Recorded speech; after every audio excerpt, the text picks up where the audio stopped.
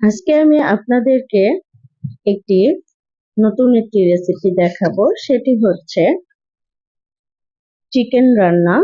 তো আমি এই রান্নাটি আমার মতো করে রান্না করেছি। একদম অন্যরকম করে রান্না করেছি। আমরা অনেকে অনেক রকম করে রান্না করে থাকি।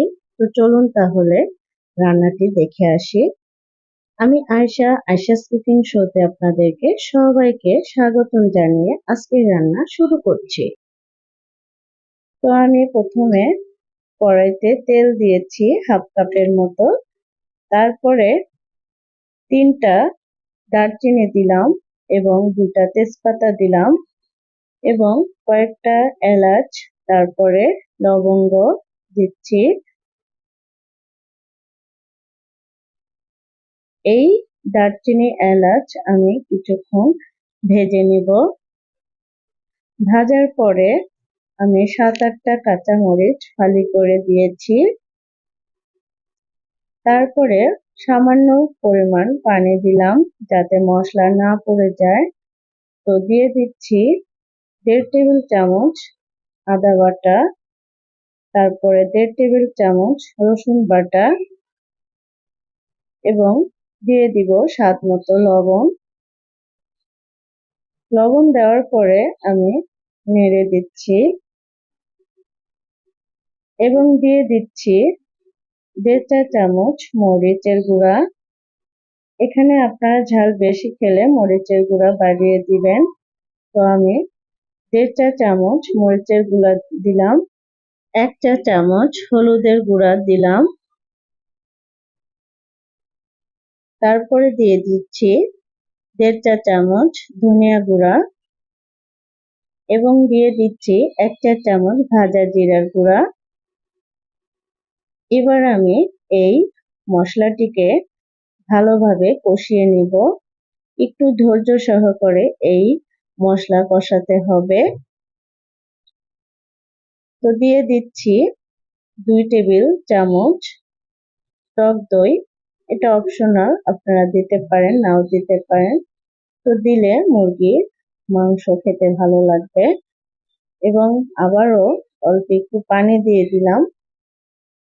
আমি আবারও কষিয়ে নেব। দেখুন আমি কিছুক্ষণ কষিয়ে নিয়েছি।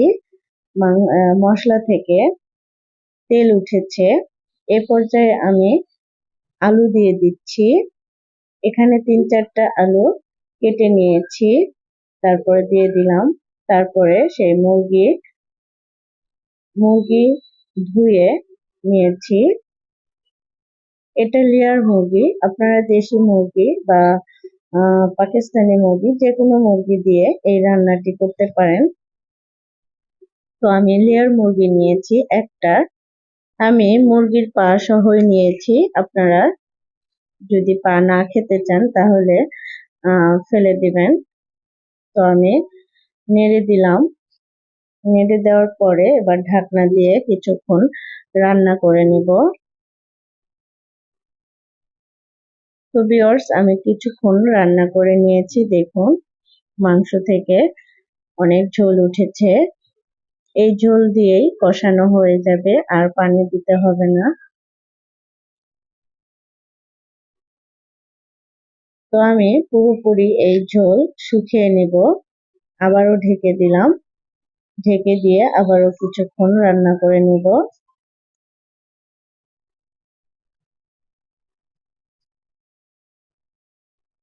তো আমি ঢাকনা খুলে দেখি মুরগির মাংসর কি অবস্থা। দেখুন অনেকখানি পানি শুকিয়ে গেছে। আমি আবারও নেড়ে দিচ্ছি। তো আমি বারে বারে নেড়ে দিয়ে তারপরে এই মুরগির মাংস কষিয়ে নিচ্ছি। তো আমার কষানো হয়ে গেছে। এবার আমি এই কষানো মুরগির মাংসর ভিতরে 4-5টা পেঁয়াজ কেটে রেখেছিলাম সেটা দিয়ে দিলাম। আমি দেখুন বড় বড় কিউব করে কেটেছি। তারপরে 10-12টা রসুনের কোয়া দিলাম। এই রসুন এবং কোয়া দিলে আপনার চিকেনটা খেতে বেশি মজা লাগবে। তো দিয়ে দিচ্ছি টমেটো। এই টমেটো আমি ডিপ ফ্রিজে রেখেছিলাম, সাথে সাথেই টমেটো দিয়ে দিলাম এবং ভালোভাবে নেড়ে দিচ্ছি যাতে পুড়ে না যায়। তো দেখুন আমি ভালোভাবে এই মাংস কষিয়ে নিচ্ছি, একদম ভাজা ভাজা করে নিচ্ছি। ভাজা ভাজা করে নেওয়ার পরে আমি পানি দিলাম। পানি দিয়ে এই মাংস আবারও সিদ্ধ করে নিব। আমি যেহেতু এই চিকেনে ঝোল খাবো, সেজন্য আমি পানির পরিমাণটা একটু বেশি দিয়ে দিয়েছি। তো আমি ঢেকে এই চিকেন রান্না করব কিছুক্ষণ। তো আবারও কিছুক্ষণ পরে ফিরে আসলাম। দেখুন পানি অনেক শুকিয়ে গেছে, চিকেন সেদ্ধ হয়ে গেছে। দেখুন মাংসগুলো একদম ছাড়া ছাড়া হয়ে গেছে। তো আমি আর শুকাবো না, একটু ঝোল রাখবো।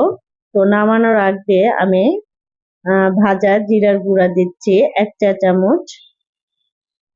তো এই জিরার গুঁড়া দিয়ে তারপরে আমি চুলা অফ করে দিচ্ছি। তো ভিউয়ার্স, আমার রান্না কেমন হয়েছে প্লিজ কমেন্ট বক্সে জানাবেন, জানালে খুশি হব। তো এভাবে রান্না করে দেখবেন, আপনারা বাসায় ট্রাই করবেন। তো আজকের মতো এখানেই বিদায় নিচ্ছি, দেখা হবে আবারও নতুন কোনো রেসিপি নিয়ে। আপনারা ভালো থাকবেন, সুস্থ থাকবেন, আমার ফ্যামিলির জন্য দোয়া করবেন। আর যারা নতুন আছেন আমার চ্যানেলে সাবস্ক্রাইব করে পাশে থাকবেন। আসসালামু আলাইকুম, আল্লাহ হাফেজ।